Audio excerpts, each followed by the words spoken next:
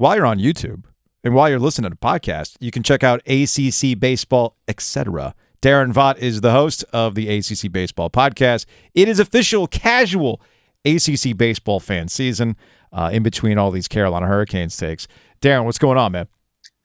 Not a lot, man. Excited to keep it cash with you guys. Talk some ACC baseball. All right, let's talk front-loaded baseball schedules and how things might get easier and how it affects how we're talking about these certain teams. I feel like NC State is maybe the prime example of this, where people were kind of worried about NC State's baseball schedule, where they are in the rankings, but they just got done sweeping Florida State, I think, this past week. And Florida State's not good, but maybe that gives people some optimism going into, a month before the ACC Baseball Jamboree begins. Yeah, and it should. NC State is up to number 8 in the RPI. I think last week we talked about their presence as a top 10 RPI team.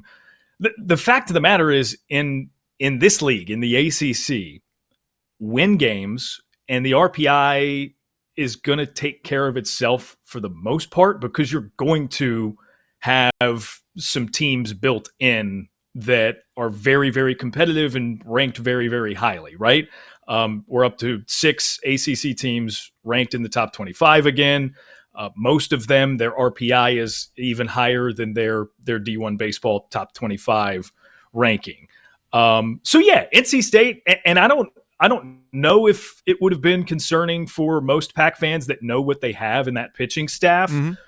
But they've got a lot of experience. They've moved formerly their ace, Sam Highfill, to sort of the high leverage closer role. So they're equipped to make a run and be a team that you see pretty late into a season making waves. So yeah, no, I think it's fair to say that, it's a top heavy schedule as it is for a lot of teams, and you're going to get some losses. You're going to take some licks, but it's a long season. Most of these teams are not what they were at the beginning.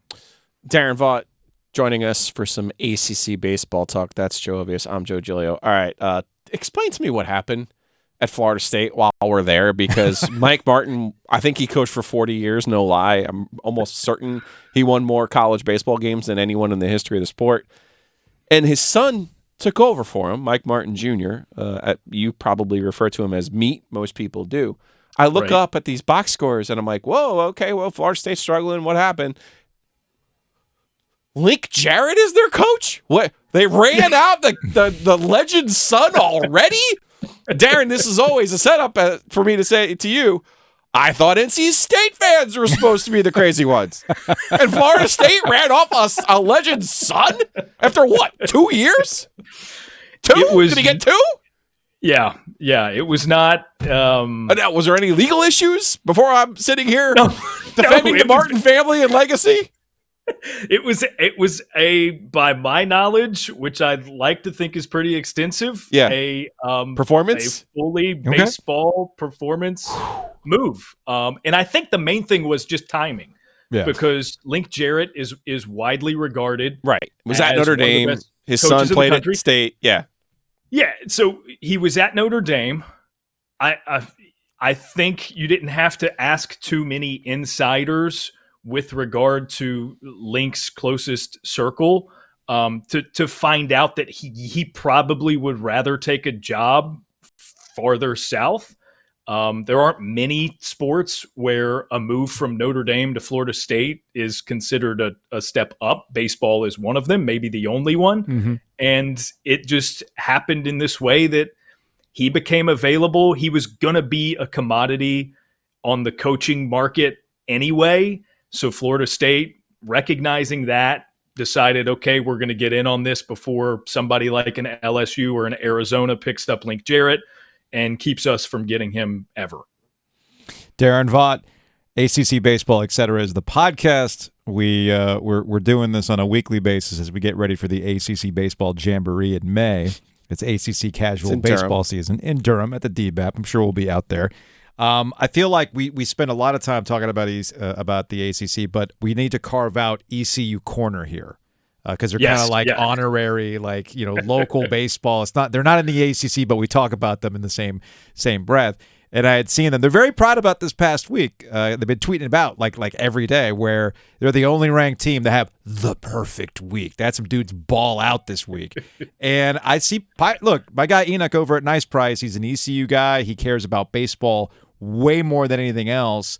And he's coming off a high. They're very hyped right now in Greenville about the week they've had and where things are going. They are. I will. There are. A couple you're gonna rain on the parade? No. There are a couple of things I need to say to preface this. Okay. A couple of things. We are not pirate haters on this program, Daron. Nope. Some of the other top-ranked teams that suffered multiple losses this week that I like a lot, such as a Virginia of the ACC, Fair. A Wake Forest of the ACC, regularly play tougher competition. With that, I do think ECU is a top 10 team in the country, but the American Athletic Conference is down bad. Fair. It is not good currently. The state of affairs are way, way, way less than competitive, we'll say. Great. They win the games they are supposed to. That's fine. Wake Forest went to Louisville and won 2 of 3 at Louisville, which people just don't do. Teams just don't do that. So to exclude them from this like greatness category because they lost 1 of those 3 at Louisville is a little absurd to me. Perfect. I get it. Let ECU do their thing, okay? I get it. And they are very, very good. Yeah. I like ECU a lot. They've got a chance to make it to Omaha for the first time in program history.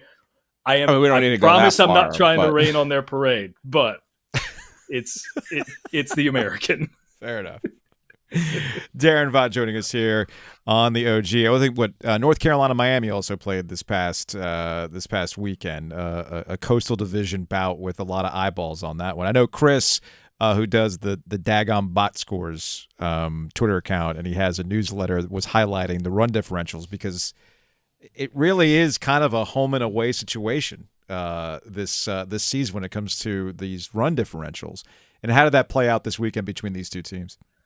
Yeah, well, they had a game 2 that was delayed for weather, and they finished it on Saturday. North Carolina won that one. They walked it off. Hunter Stokely hit a home run in the bottom of the 11th, I think it went there.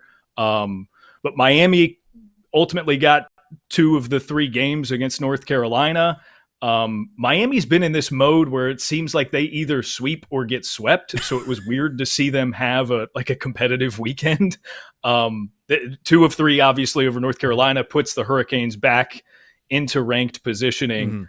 North Carolina is in a tricky spot because it does not get easier. They've got Boston College coming to town this weekend. I've got all 3 of those on ACC and X. It's a top 20 matchup. BC's having the best year in their program's history, probably. It's a tough team, but we're in that time of year where, if we're going to have 6-7 ranked ACC teams, they're just going to be playing each other every week. The rankings are fake, Daron. Those are like birds, and Joe says salary cap. I don't care about that. 16 teams, though, are going to host. How many will host in the state of North Carolina? You got Wake for sure, right? I mean, Wake, definitely. Okay. Wake Forest could maybe lose out and still host. Is ECU going to host? I think so. Are the Camels going to host? I think there is a legitimate shot. Spicy. We could see the Wolfpack or Tar Heels at one of those or both of those sites if the NCAA knows what they're doing.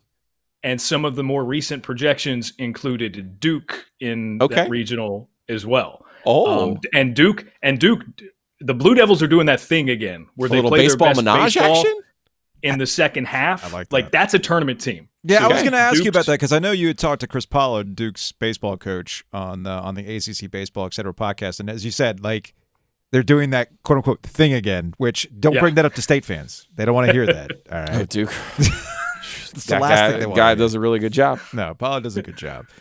So we're talking, but we would be talking about the other schools I would hosting, love to see not those the triangle schools squads hosting. Yeah. We're talking ECU, we're talking Campbell. ECU, Wake, and Campbell host. That would be, I would love to see that. There's a legit chance all 3 will host. And even that's not even really excluding North Carolina. They're on the fringes right now. I mean, if they perform well for the remainder of the year, we could have a hosting site at the Bosch too. I mean, we're looking at, if all things go well, 4 sites in the state of North Carolina, which would just be awesome. I would enjoy that. Daron Vaught, ACC Baseball, etc., is the podcast, and obviously you can catch him on ACCNX for some of these baseball games. Daron, we appreciate you giving us some insight on the ACC Baseball, because everybody knows I'm not going to give it to you. It's ACC but not casual. Too much, though. Not too much insight. We not we got to keep it casual, and then once we get to the Jamboree, I'll do what Giglio loves. I'll start giving you vibes. All right, man. We'll talk to you later. See you guys.